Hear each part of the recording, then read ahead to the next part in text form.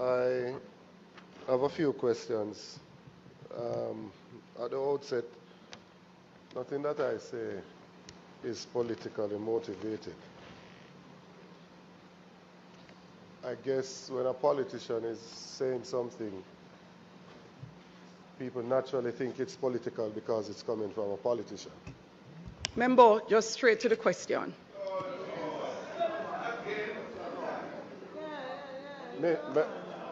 No, Madam Speaker, please. I have a mother that is in St. Anne. I don't have one in here. Member, Right? Don't question, do that. please. Don't do that. Straight to the question, member. Don't respond to that, but just No. I am simply trying to set the context of what I'm saying by saying that nothing that I have to say here is politically motivated. It's a simple point. No, but there must be a reason why I feel we need to say because of all the I- social media saying. My first question, because I think we have to learn from what we do. My first question. In the preparation for the hurricane, when the initial allocation was made of $200 million, we were told that some of us constituencies were not included in that allocation of $200 million.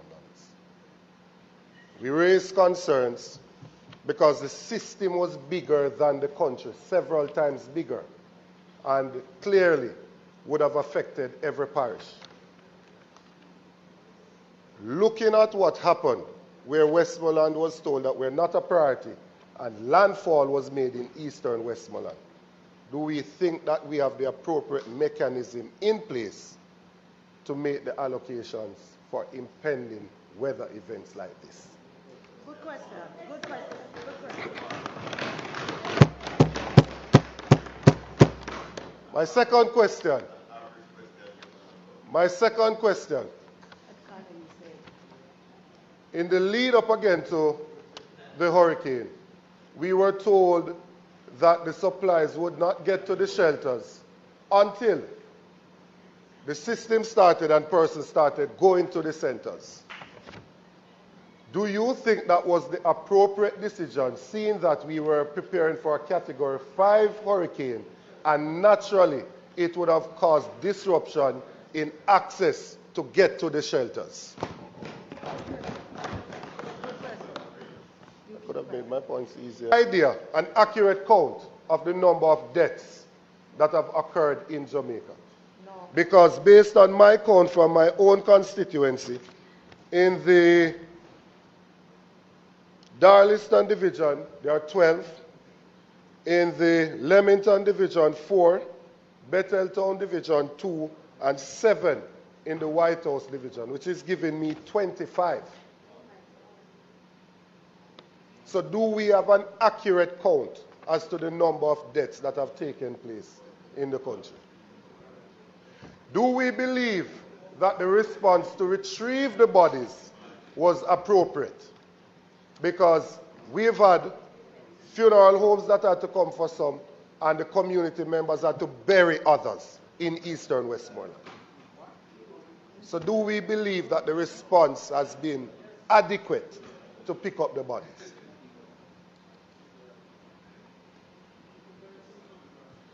In terms of the response of ministries, departments, and agencies, how do we go about making an assessment on how we deploy personnel from ministries, departments, and agencies to constituencies that are affected? Eastern Westmoreland is where landfall was made. A Category 5 hurricane, the eye of it, so that carries the eye wall, went across the constituency, starting in New Hope to Darliston to Betheltown, and then over into South St. James. Total devastation and destruction along the entire constituency.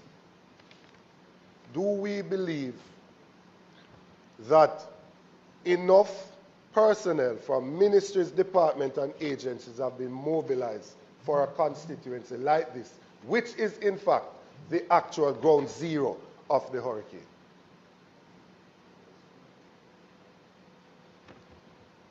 My next question, do we think that the condition that obtains in the shelters currently is adequate? The Maud MacLeod shelter in Darliston, the persons there are sleeping on the desk that are within the shelter. Not one mattress is at the facility. Females are there that are having their monthly cycles without any form of supplies being given to that center. 3-month-old baby in the center. Do we think that sufficient work is being done in the centers, in the shelters that currently obtain? There are over, by my estimation, at least 2,000 homes that are flat, not damaged. They are totally destroyed. The foundation is all that you see. Do we think enough is being done to provide shelter, food, and water for those persons who have been displaced?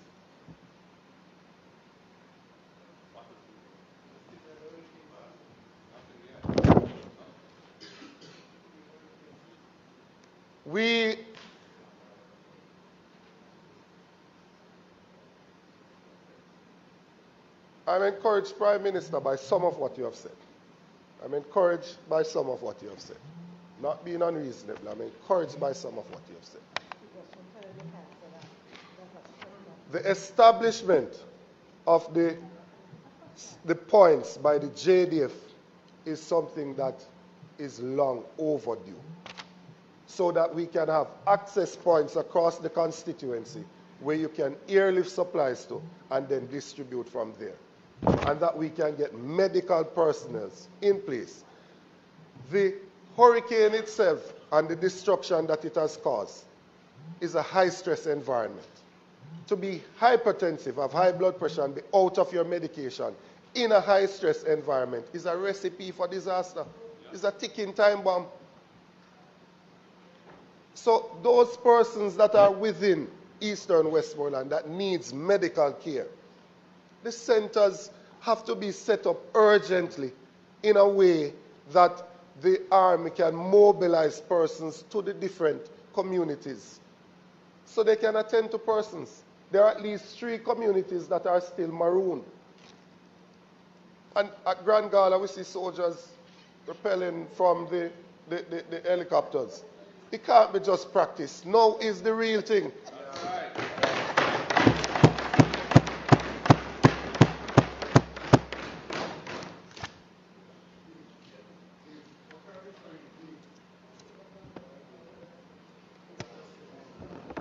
Beeston Spring, which have Beeston Spring, the 3 areas that are maroon, Beeston Spring and a community called Touch Valley, and there's another section there called Left Hall, and then you have Amity up in close to the border with South St. James.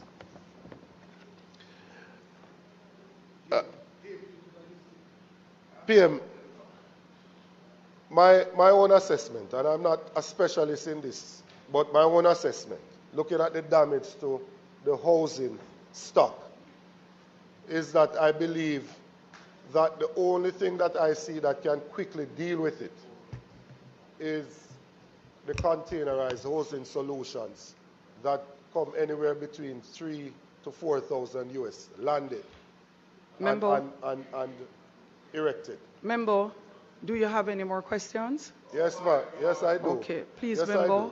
Yes, I do. Please, member, questions. What is the possibility of us,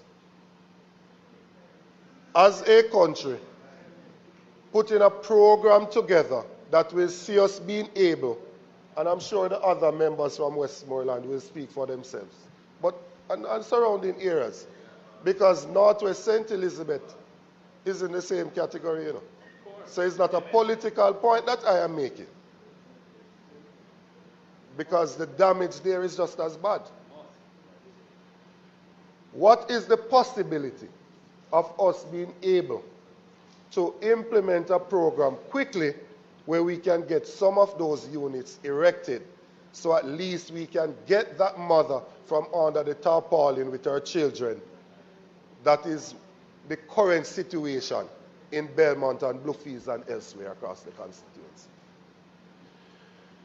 We also need,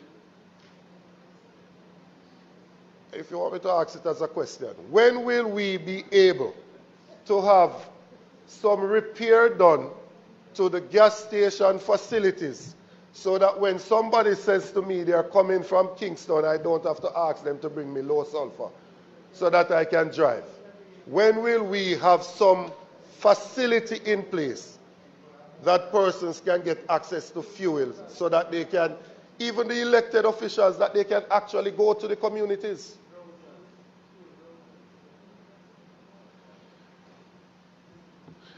Madam Speaker, I have nothing but concern for the people that I represent. I don't care who they voted for. Not my concern at this time. I'm talking about the people and how they are currently living. Anybody who doubts what I am saying, take a trip for yourself. And if it doesn't cause you to have tears, then you are not human. Anybody that doubts what I'm saying, take a trip for yourself. If you think that I am just here grandstanding, take a trip for yourself and have a look at the situation. It is a total and complete disaster in eastern Westmoreland, and this is a cry for help. My goodness, I can hear the sorrow in Dayton Campbell's voice. He's the Member of Parliament for Eastern Westmoreland.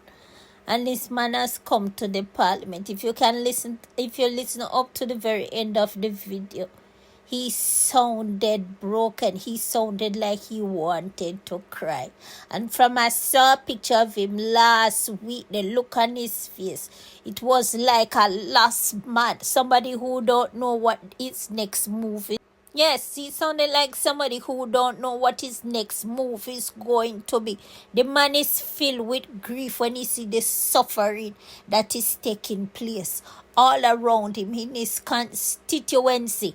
And he comes to the People's Parliament, and in a time of devastation, in a time of so much need and wants and misery and grief, the Speaker of the House is going to tell him, reduce him to just asking question. He can't make a statement. You should put away this standing order. Whatever the rules are, put it aside right now and let the Member of Parliament say what is going on in their constituency, because they make exception for Spanish visitors, for people to speak Spanish in the Parliament. So why you can't make an exception to the rule though, so that these Member of Parliament can hear the concern of their constituents? You're talking about reducing your argument to just asking questions. She should step down from that post.